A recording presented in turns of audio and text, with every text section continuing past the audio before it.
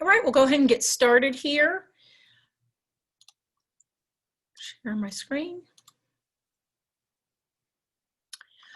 Okay, I want to call your attention to the discussion and let you know that from here on out, and again, I know next week we're going on fall break, so we'll only be here Zooming Monday and Tuesday.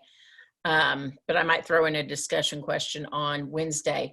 But on the days that if I put a discussion question, which is the equivalent of what would be a bell ringer if you're here, if you're waiting, like right now when we're waiting for people to, awesome, Aiden already did it. So if you're waiting for people to come for those 1 or 2 minutes, this is a great time to knock out your bell ringer, which is the discussion.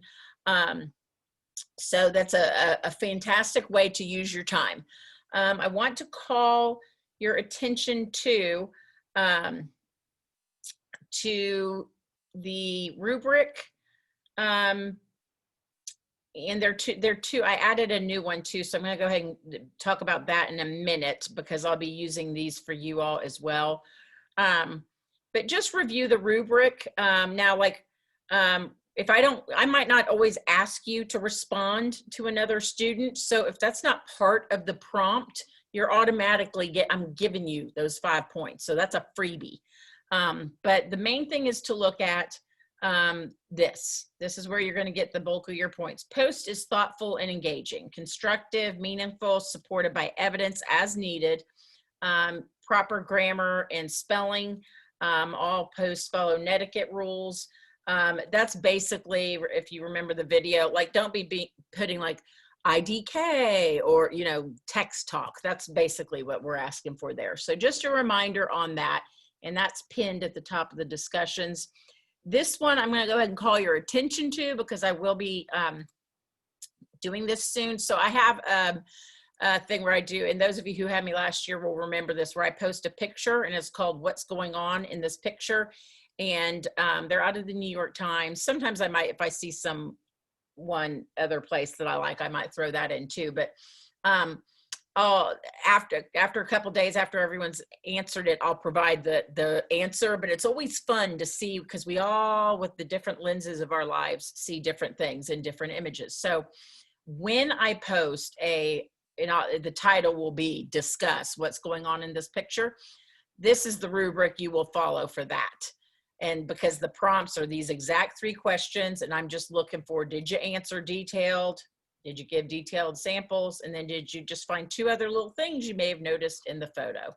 So again, I haven't posted that type of discussion yet, but I just want you to be prepared for when you do. And I actually, looks like I have one coming up tomorrow. So just wanting to call your attention to that. So with that, hi, Alexis. So with that, so when we're done here in a minute, I want you to do today's discussion question and get that done. So before that, those of you who had me last year, this might look a little familiar. We went over this, but there are 100 photos on here. So we just touched on a little bit last year, but what I like about this, and this is your discussion, explore the collection and find one. So you might just want to scroll through it, and if something jumps out, you like, ooh, like maybe that image right there does, and you'll click on it and learn some more about it. But I encourage you to go look at others because there's some really cool stuff in here. What I'd also like to call your attention to are the videos. A very select few of these films or these photos have a little short documentary that goes with it. And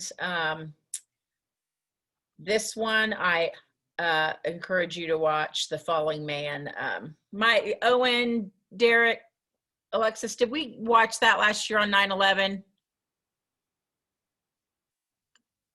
Yes, ma'am. Yeah. I think I remember something like that. Yeah, it's a whole documentary about that guy, the image of him falling from choosing to jump out the window. if you don't remember it or if you haven't seen it before, it's fascinating. If this is just a little 4-minute clip, but the whole documentary is really interesting. You just Google it and it's out there on the internet for free. So I do want to show you though one video here and about the photograph, because it kind of ties both of, oh good, I am screen sharing. I thought, oh, I didn't forget that again. So this was the Kennedy assassination, and this is where the man, again, this gets back to kind of like some of the other examples we showed the other day. Everyday guy, he was just a regular guy like you and me that was out there with his little 8mm video camera, recording video of President Kennedy in his motorcade going through downtown Dallas. And what they did was they were able to take each frame, because if you've ever seen a film strip, be it film from a still camera or like actual film from a camera, they look the same.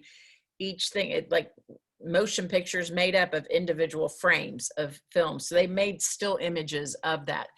And this is the only documentation of the actual assassination, because other people were there and snapped photos. But I'm going to share this with you because it's, again, it gets back to the ongoing skills in the class of just always being aware. You never know what you're going to get. And I want you to pay attention. Now, keep in mind, this is the late 60s and how much money he got by selling this very, very, very valuable piece of film. Watch at the end, though, to see what that piece of film is worth today. I think you'll kind of be blown away. But also he talks about the power, because I mean, video is obviously very powerful means of communication too. But in an event like this, how taking the still images, the difference between having a still moment of that frame by frame versus if we just would have seen the whole clip. Because if you think about that motorcade, that was seconds it took. But isolating each image, I think, has a different effect. So we're going to watch this.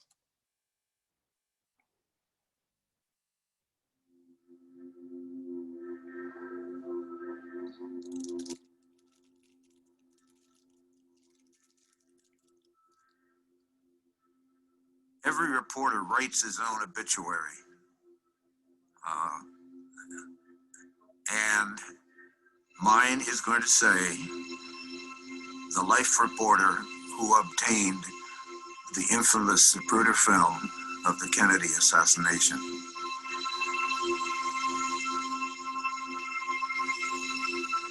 There were other photographs taken of the motorcade. Abe Zapruder got it from beginning to end, and he was the only one.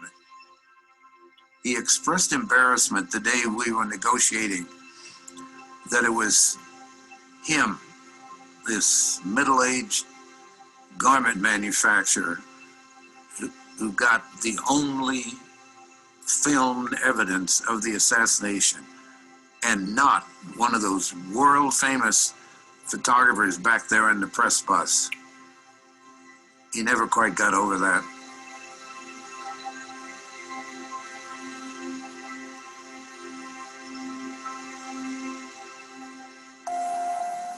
There's a motor crime guide in our newsroom, and sorry, my bad, early 60s, not late. Now on the life of President Kennedy. He was on November 22nd, 1963, I was in my office, saw the bulletins spitting out on the AP, from Dallas, Texas. bells ringing.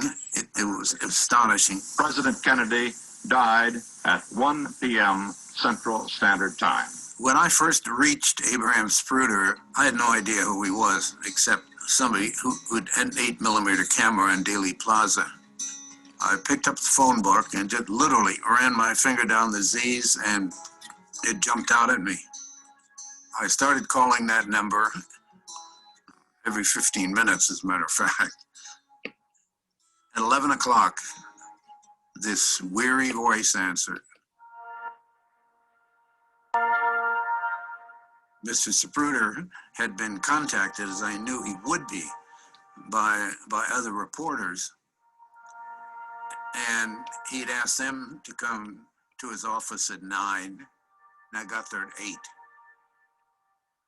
He looked up when I walked in. He looked slightly annoyed, but he said, said, you might as well come in. I'm about to show the film to 2 Secret Service agents. So the 3 of us went into this tiny whitewashed room, and this old rickety 8mm projector. He turned to us and he said, are you ready? The answer is, there was no way in the world that anybody in that room could be ready for what was about to happen.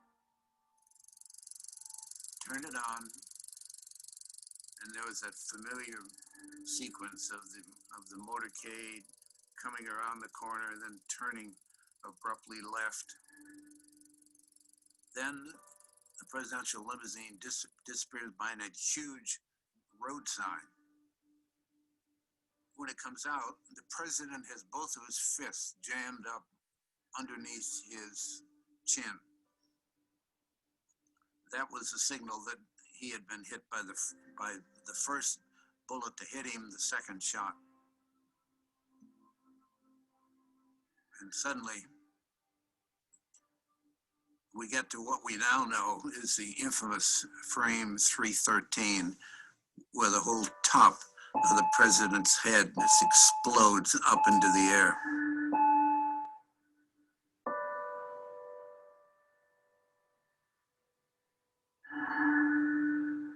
When that happened, the 3 of us, 2 grizzled agents and this not so grizzled reporter, all reacted with, ugh. It was as if we had been simultaneously gut punched. I've seen that film now perhaps 100 times in my life. The impact, remarkably, has never diminished. That moment, in all my years in journalism, was probably the most dramatic I've ever encountered. Once I saw that film, I thought, there is no way in hell that Life magazine is not going to wind up with that film. And the one thing that he constantly repeated was, he said, I do not want this film to be exploited. I assured him that Life magazine would not exploit the film. I mean, I knew the reputation of Life, and that seemed to comfort him. Meanwhile, out in the hall, the other reporters were behaving very badly. They were shouting, they were banging on the door. The Zapruder himself was getting increasingly upset. I think the negotiation made him uncomfortable. And I finally got to $50,000.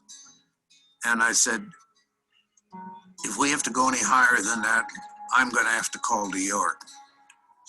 He looked up at me and he said, let's do it. So I sat down at his typewriter, typed out a 9-line contract, and I walked out the back door with what turned out to be the most famous home movie in American history.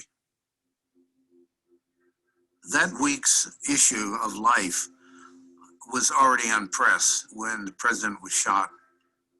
They made black and white copies because it was too late to do color at that point. Out of deference to the grieving Kennedy family, they did not publish the headshot, frame 313.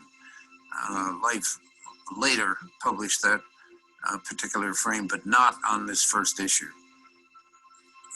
In many ways, it's ironic that Life magazine got this film and therefore had to show it for the first time to the world in still pictures. I often talk about the majesty of the still picture, of the still image. There's no question in my mind that the Zapruder film would never have had the impact it does if it had been shown the first time as a motion picture. The fact is, we showed it in still images, and those cemented themselves onto the American psyche.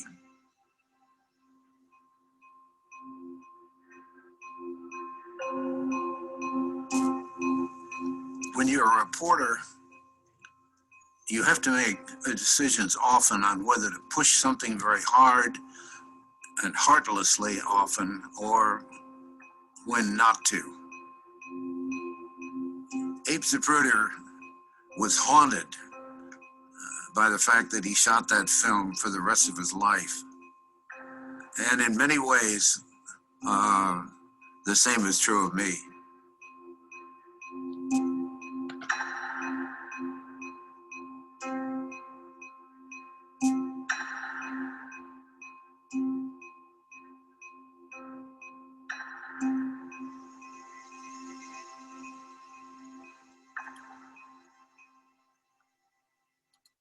So $16 million that clip of video is worth, or well, was worth in 1999. It may very well be worth more now. So in the interest of time here, as we're running out of time, when you think about that, I just want you to think about the ongoing questions that we've been asking, like the ethics.